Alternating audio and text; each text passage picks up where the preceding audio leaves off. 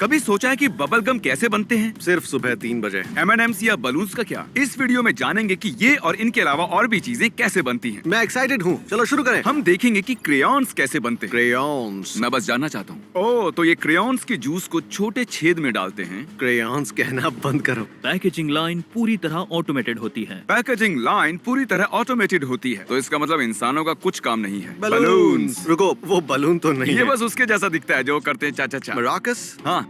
अच्छा, तुम्हें पता है, मैं तुम्हें एक बात बताना चाहूंगा। मैं एक इडियट हूँ और मैं प्लेनेट पर हर चीज का नाम नहीं जानता। मुझे इस जजमेंटल चीज की जरूरत नहीं है। तुम बस इसे एक्सेप्ट करो। मैं एक्सेप्ट करता हूँ कि तुम एक इडियट हो। ओके, क्या वो लेटेक्स इस तरह बनाते हैं? हाँ, वो बस इसे उसमें डुबोते हैं और उस पर मोल्ड होता है और फिर उसमें हवा भरते हैं और फिर वाव। मेटल से खींच लेते सच हैं। कहूँ तो मुझे पता नहीं था कि बलून्स कैसे बनते हैं, लेकिन इस तरह तो नहीं सोचा था। और फिर ग्रैबर की बारी, ऑब्वियसली। ये तो बहुत ही इंटरेस्टिंग है। इंसान लाजवाब है। ये वाला हार्ड बलून होना चाहिए। ये देखा, मैं जीनियस हूँ।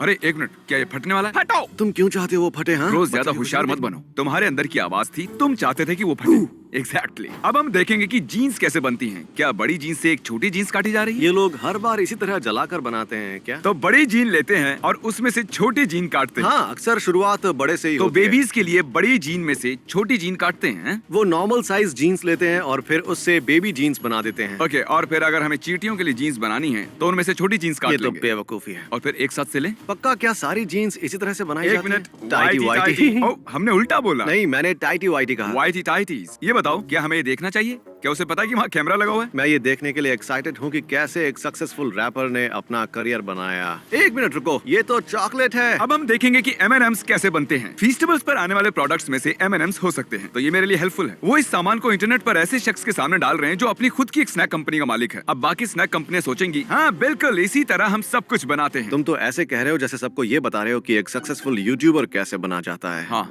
अब कैंडी को पहली कोटिंग देने की स्टेप टॉप सीक्रेट है। ओ, ये टॉप सीक्रेट है। ओके। उनकी कोटिंग टॉप सीक्रेट है। ओ, तुम सीक्रेट ओके, गेस नहीं कर पहले एक बात सकते। बताऊं, फेस्टिवल्स इन्हें बना कर ही रहेगा। मैं जल्द ही चॉकलेट को कोट करके ही रहूंगा। और फिर चाहे हमें कितना भी वक्त लग जाए, हमें फैक्ट्री का टूर करना होगा। हाँ, यार। मुझे कहना चाहिए, हे M&M, हमें ब्रांड डील करनी चाहिए। मुझे फैक्ट्री घुमानी चाहिए। क्या ये चश्मा जो मैंने पहना हुआ ये और फिर प्रेस्क्रिप्शन अगले पर है? दिन हम M&M फेस्टिवल्स लॉन्च करते हैं और वो चौंक जाएंगे। हाँ, हमें फेस्टिवल्स का W लॉन्च करना चाहिए। ये M&M का लोगो है, बस हमने इसे उल्टा कर दिया है। M&M के एक बैग में ठीक 25% ऑरेंज, 25% ब्लू और 12.5% ब्राउन, रेड, येलो और ग्रीन कैंडी। मुझे ठीक है, तो नंबर्स मुझे की जांच लगता है- करनी होगी। M&M देना। ये पता लगाने के लिए कि क्या हर कलर का 25% है, हमें पहले पता लगाना होगा कि हर कलर का टोटल कितना है। तो यहाँ 20 M&Ms हैं। 25%, 25%, 25%। एक मिनट, इस हरे वाले का किनारा छोटा क्यों है? हाँ, ग्रीन और ब्राउन 12.5%। अच्छा तो 12.5 मिलाकर बनते हैं। पूरा बनता है। Wow, good job M&M। तुमने जो स्टेटमेंट दिया उसमें बिल्कुल सही तो थे। लाइट बल्ब्स ऐसे बनते हैं। Oh my gosh. अगर थॉमस एडिसन ने बल्ब का आविष्कार नहीं किया होता तो हम लोग क्या करते हैं? पता है, कभी कभी तुम फनी लगते हो और कभी कभी नहीं। बल्ब और बलून में डिफरेंस बताओ। ये कांच है और बलून लेटेक्स के बने होते हैं, और कौन सा डिफरेंस चाहिए तुम्हें? हाँ? किसने सोचा होगा कि लाइट बल्ब्स बनाने का आइडिया सही रहेगा? ये कितना अजीब है ना कि यहाँ पर जो भी रोशनी का सोर्स है इनमें से ही है। माफ करना, बस मुझे ख्याल आया कि अगर एक बल्ब काम नहीं कर रहा हो और अंधेरा हो और उसके बाद ओह, अब तुम थूक उड़ा रहे हो। दूर चले जाने से बात नहीं बदलेगी कि तुमने मेरे हाथ पर थूका है। तुम बेइज्जती करते हो मेरी यार। एनिमेट्रॉनिक्स कैसे बनाए जाते हैं? ये एक डायनासोर है। वो लंबे समय तक ऐसा करते रहे और फिर हमें पता चला कि डायनासोर्स के फर भी होते हैं। तो देखा जाए तो ये अब एक्यूरेट नहीं है। ये किसी हाँ, का जरा पिछवाड़ा है या आंख है? ये आंख है, मैं उम्मीद करता हूँ। हाँ, आंख ही है। वाह, उस डायनासोर की आंखें तो तुमसे भी ज्यादा खूबसूरत है। एक सेकंड दो मुझे समझने के लिए। मुझे बुरा नहीं लगेगा क्योंकि मैं जानता हूँ मेरी आंख खूबसूरत है। सच में। उसे एक आर्टिस्ट ने बनाया है। हाँ हाँ हाँ, चैंपियनशिप चेस सेट। ये तो आप काफी cool है। $20 में एक प्लास्टिक सेट चुन सकते हैं, हाँ। लेकिन वर्ल्ड चेस चैंपियनशिप के लिए सर्टिफाइड लकड़ी के सेट की कीमत $500 है। Oh my gosh. अच्छा तो सिर्फ सर्टिफाइड ही यूज कर सकते हैं। हाँ, आप देखते हैं फोर्क्स कैसे बनते हैं। फोर्क्स। सबसे पहले एक शीट लेते हैं, उसे पंच करते हैं। एक मिनट, क्या वो स्पैचुलास हैं? ये फोर्क्स नहीं है। ये मोटे वाले फोर्क्स हैं। हाँ, वो मोटे वाले फोर्क्स हैं। देखो अब उन्हें ग्राइंड किया जा रहा है। Handcrafted in Korea. सच में कम से कम 4 बार मैंने देखा मशीन्स काम कर रही हैं और तुमने भी तो देखा। क्या मैं मतलब? डिफरेंस समझना चाहता हूँ कि आखिर हैंड क्राफ्टेड और मशीन क्राफ्टेड में क्या होता है, क्योंकि ये तो काफी कंफ्यूजिंग है। चलो एक प्रोडक्ट लॉन्च करते हैं और फिर झूठ बोलते हैं, देखते हैं कौन रोकता है। ये हैंड क्राफ्टेड नहीं है, लेकिन कौन उन्हें रोकेगा? डोनट्स इस तरह बनाए जाते हैं। मुझे ये बहुत पसंद है।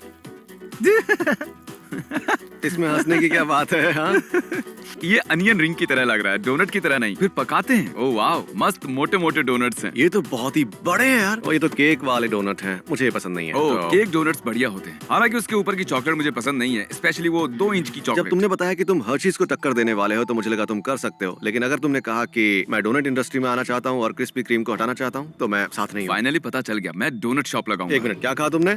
मैंने कहा I love I you love you too, man. Tissues. Please ये मत कहना कि मैं इससे अपनी नाक पोंछता हूँ। अब मैं लोगों पर अपनी नाक साफ करना शुरू कर दूंगा। आधे टन की गांठें एक बड़े मशीन में जाती है।